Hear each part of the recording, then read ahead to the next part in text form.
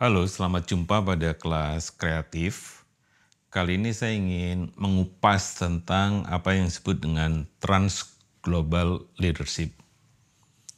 Namanya lucu ya, Trans Global Leadership. Kalau kita belajar tentang evolusi teori leadership, ada satu aliran yang dimulai dulu ya, apa yang disebut dengan transactional leadership. Kemudian ada transformational leadership, ada transglobal leadership. Semuanya sebenarnya bukan berurutan, tetapi kita bisa menjelaskan atau bisa memperoleh penjelasan apa yang disebut dengan transactional leadership. Kaitannya adalah bagaimana memanfaatkan power. Nah, di dalam transactional leadership, seorang leaders biasanya bersifat formalistik. Jadi diangkat ya oleh perusahaan atau oleh organisasi menjadi ketua atau menjadi direktur atau menjadi CEO dan memanfaatkan power itu untuk bisa menyelesaikan apa yang menjadi masalah-masalah organisasi tersebut. Karena mau tidak mau sebenarnya di dalam situasi seperti ini, leadernya sendiri itu juga dibayar oleh organisasi, sedangkan staff ya dan bawahannya itu juga dibayar. Sehingga urusannya adalah bahwa bawahan harus patuh pada atasannya. Sehingga seluruh cerita di dalam proses ini adalah bagaimana tim ini ya, leader ini bisa menyelesaikan assignment-nya sesuai dengan output yang menjadi tugasnya. Jadi kadang disebutkan bahwa di dalam transactional leadership bersifat jangka pendek. Bukan berarti model transaksional itu buruk, hanya memang pada situasi tertentu, situasi itu ada dan harus dimanfaatkan semaksimal mungkin supaya output dari tugas-tugasnya, yaitu tugas-tugas para manajer dan juga staff, itu bisa mencapai apa yang menjadi tujuan organisasi. Nah, di bagian yang kedua yang disebut dengan transformatif, ini kaitannya sebenarnya dengan apa yang disebut dengan visi ke depan. Karena bukan hanya mengerjakan sesuatu dengan formula yang ada, tetapi mulai masuk ke isu inovasi. Nah, kalau kita bicara inovasi, artinya kan ada gap antara kondisi saat ini dengan kondisi ideal yang dibayangkan. Nah, inovasi ini artinya bahwa organisasi ini sebenarnya diajak oleh leadernya untuk mewujudkan impian-impian yang lebih panjang dibandingkan output dari sebuah masalah atau output dari sebuah kegiatan. Jadi di transformatif sering disebut juga bagaimana leaders bisa memanfaatkan kecerdasan emosionalnya, mendekati staff dan juga para manajer untuk mereka bersedia mencapai visi yang lebih panjang. Disinilah keterampilan komunikasi, keterampilan untuk berempati bagi seorang leader menjadi sesuatu yang penting. Nah, kalau demikian, kemudian apa yang menyebabkan sebenarnya muncul gagasan tentang transglobal? Karena ini semuanya trans, nah ini transglobal. Transglobal pada awalnya sebenarnya adalah untuk membangun model quantum leadership.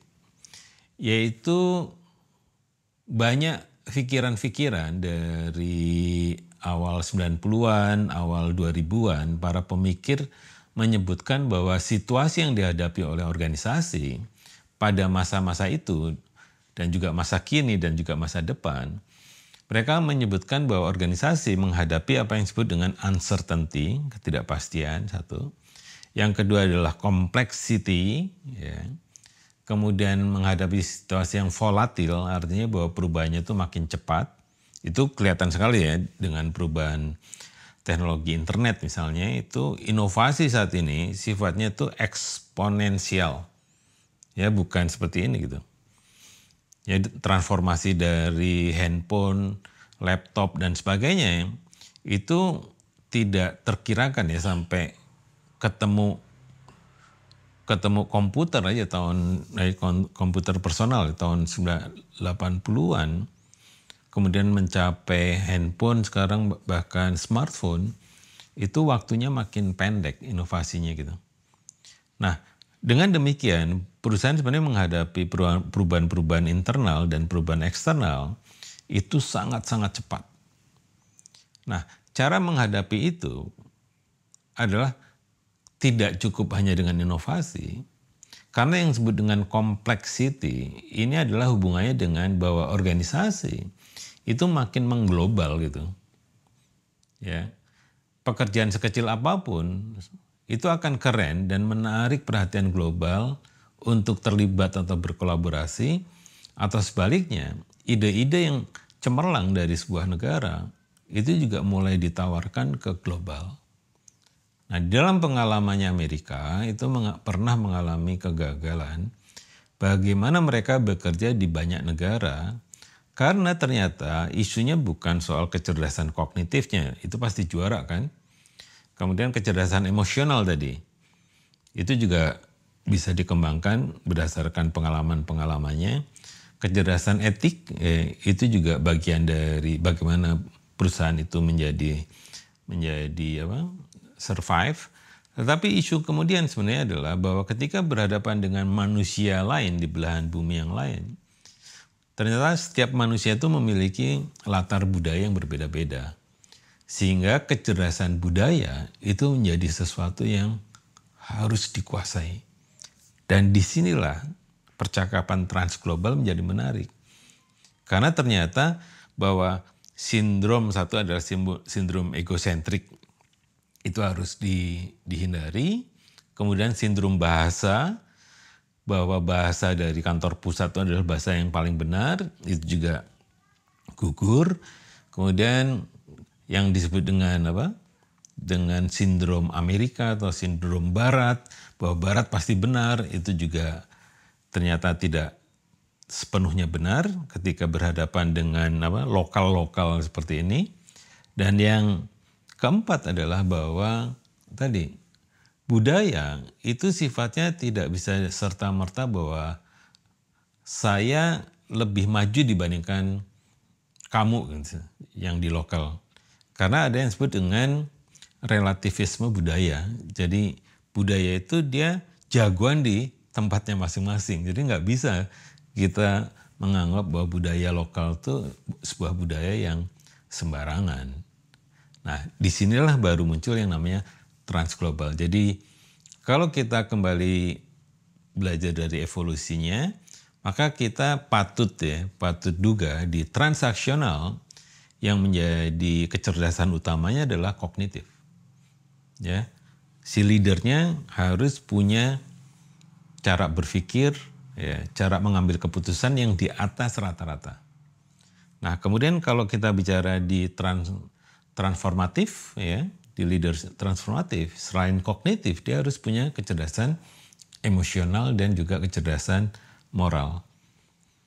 Sedangkan di transglobal ada tuntutan yang keempat, itu adalah disebut dengan kecerdasan kultural. Nah, karena kecerdasan kultural itu berkaitan dengan situasi perspektif global yang makin kompleks, maka ada kecerdasan bisnis, bagaimana mengambil keputusan basisnya adalah data, dan juga kecerdasan global, bagaimana global itu menjadi sebuah perspektif pada setiap pengambilan keputusan. Nah, dengan cara memahami evolusi ini, kalau Anda menjadi seorang leaders, maka tidak mau sebenarnya adalah bahwa pada situasi yang memang membutuhkan solusi-solusi jangka pendek, ya bisa digunakan transaksional. Kemudian kalau bagaimana kita bisa menumbuhkan inovasi-inovasi dengan membangkitkan cara berpikir strategis, maka kecerdasan kognitif, kecerdasan emosional, dan etik itu menjadi penting. Nah, kalau kita kemudian bisa ingin membangun leadership lintas negara atau lintas pulau seperti itu kalau dalam konteks Indonesia, maka kecerdasan transglobal atau kepemimpinan transglobal itu menjadi sesuatu yang penting, yaitu kecerdasan moral, kecerdasan kultural atau budaya, kecerdasan bisnis dan kecerdasan global. Nah, dengan memahami evolusi semacam ini, apakah seorang transglobal itu harus memang ada 6 kecerdasan tadi? Boleh jadi iya, ya tidak harus master di semuanya ya, tetapi bahwa menyadari 6 kecerdasannya harus dimiliki, tetapi ada 5 perilaku yang kemudian menjadi penting untuk dicamkan pada saat kita ingin mengimplementasikan transglobal leadership. Yang pertama sebenarnya adalah bahwa transglobal mampu menghadapi uncertainty tadi, yang disebut dengan uncertainty resilience.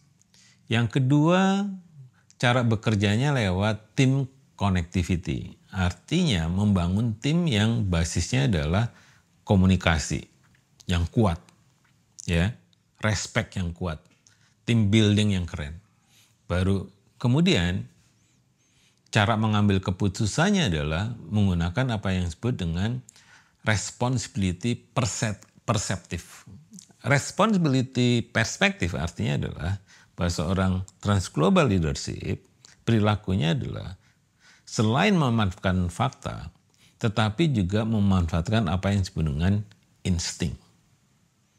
Nah, yang keempat itu yang sering disebut sebagai pragmatis flexibility. Nah, pragmatis flexibility artinya apa? Bahwa di dalam pertempuran dengan gagasan dengan kawan-kawan yang punya local culture, maka seorang pemimpin transglobal mau tidak mau sebenarnya adalah pertama memahami situasinya, yang kemudian melakukan negosiasi sehingga nanti muncul yang disebut dengan pragmatis flexibilities. Jadi boleh jadi di aturan kita itu tidak ada atau tidak lengkap, sehingga perlu ya adjustment untuk bisa memastikan bahwa permainan ini sebenarnya tidak merusak aturan masing-masing gitu.